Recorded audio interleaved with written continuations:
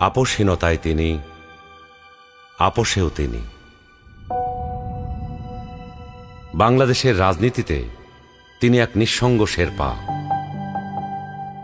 এরশাদের স্বৈরশাসনের বিরুদ্ধে সদ্য রাজনীতিতে এসে তিনি গণতন্ত্রের প্রশ্নে অবিস্মরণীয় ভূমিকা রেখে ভূষিত হলেন আপোষহীন নেতৃত্বে। 2007-এর 1/11-এর দুঃশাসনের কালেও আপোষহীন রইলেন। নিজের এবং সন্তানদের নিরাপদ জীবনের প্রতিশ্রুতির বিনিময়ে গণতন্ত্রহীনতাকে মেনে নিলেন না। ফ্যাসিস্ট হাসিনার আমলে বিদেশ থেকে ফিরে এসে মিথ্যা মামলা মোকাবেলা করে জেলে চলে গেলেন।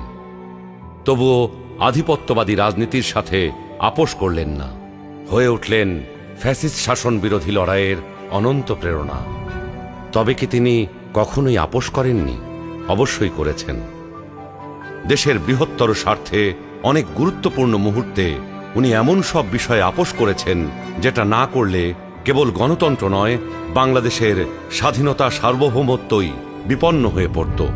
91 সালে তার পছন্দের প্রেসিডেন্সিয়াল পদ্ধতি ছেড়ে সংসদীয় পদ্ধতিতে চলে গেলেন বৃহত্তর রাজনৈতিক সমঝোতার স্বার্থে।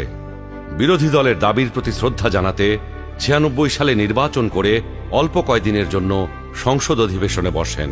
বসে তত্ত্বাবধায়ক সরকার সংবিধানে যুক্ত করে ক্ষমতা ছেড়ে নির্বাচন দিয়ে বিরোধী দলে গিয়ে বসেন। 2008-এ একপেশে এবং অসমান নির্বাচনী ক্ষেত্রের কারণে পরাজয় নিশ্চিত জেনেও নির্বাচনে অংশ নেন গণতান্ত্রিক ধারাবাহিকতা রক্ষার জন্য।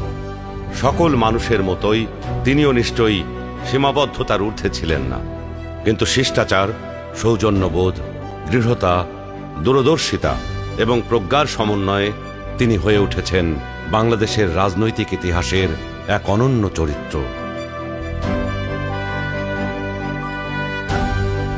তিনি বেগম খালেদা জিয়া। আমরা সকলকে বন্ধু হিসাবে দেখতে চাই, কিন্তু কেউ যদি আমাদের বন্ধুর বেশে প্রভু হতে চায়, সেটা আমরা কখনো মেনে নেব না, মানতে দিব না। কারো প্রভুত্ব বাংলাদেশের জনগণ স্বীকার করবে না।